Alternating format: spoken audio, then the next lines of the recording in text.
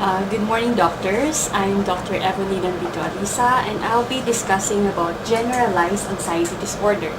So, normal anxiety is actually a normal and adaptive response to threat.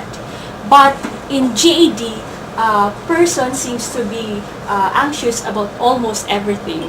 And this anxiety can be difficult and it can be subjectively distressing, which produces impairment to a person's important areas of his life. So generalized anxiety disorder is an excessive anxiety and worry about several events or activities for most days during at least a 6-month period. The worry is difficult to control and is associated with somatic symptoms such as muscle tension, irritability, difficulty sleeping, and restlessness. The anxiety is not focused on features of another disorder, is not caused by substance use or a general medical condition, and does not occur only during a mood or psychiatric disorder. With epidemiology, GAD is a common condition with a ratio of women to men 2:1. However, in inpatient treatment, there is an equal ratio of 1:1 for both women and men. Prevalence rate of 8% and the onset in late adolescence or early adulthood. However, GAD is commonly seen in older adulthood. So for the comorbidity, it often coexists with another mental disorder, usually social phobia, specific phobia, panic disorder, or a depressive disorder. I'll just gonna explain a brief biological explanation of anxiety. With regard to the nervous system, the main involvement in the anxiety is the limbic system, particularly the hippocampus and the amygdala. So the hippocampus is primarily responsible for the memory function, while amygdala is responsible for regulation of emotions such as fear. During an arousal of anxiety, hippocampus is actually activated. So previous experiences or memories can actually initiate or increase anxiety symptoms. While in amygdala, it actually detects threats in the environment and sounding the alarm system, which is the danger alarm. And amygdala leads to the structure, which is called hypothalamus, which controls the autonomic nervous system. So when our body senses a threat or danger, the amygdala, via the hypothalamus, will send a signal to the autonomic nervous system, which will produce actions which we call fight or flight.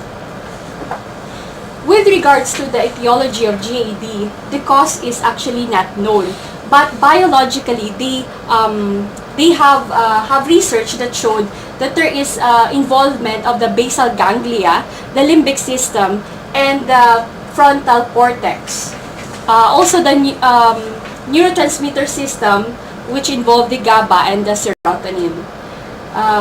However, in the psychosocial factors, the cognitive behavioral school have showed that patients with GAD actually respond to inaccurately or incorrectly perceived danger, while in the psychoanalytic school, the anxiety symptom is from the unconscious, uncovered conflict.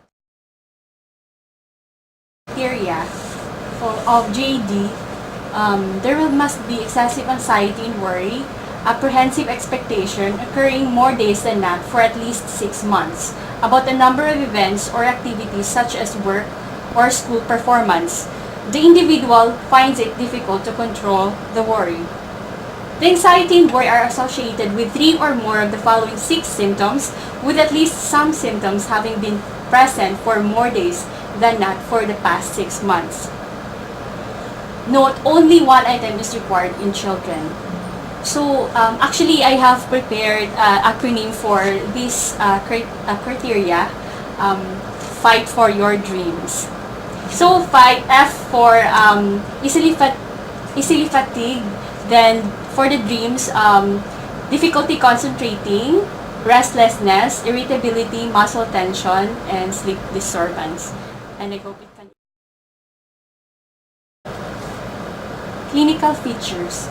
The essential characteristics of generalized anxiety disorder are sustained and excessive anxiety and worry accompanied by either motor tension or restlessness. It may also include shakiness or headaches. This pattern must occur more days than not for at least 3 months. Next is the anxiety, worry, or physical symptoms cause clinically significant distress or impairment in social, occupational, or other areas of functioning. The disturbance is not attributable to the physiological effects of a substance or another medical condition. The disturbance is not better explained by another medical disorder. So for the course and prognosis, usually comes in their 20s. However, actually the onset is difficult to specify.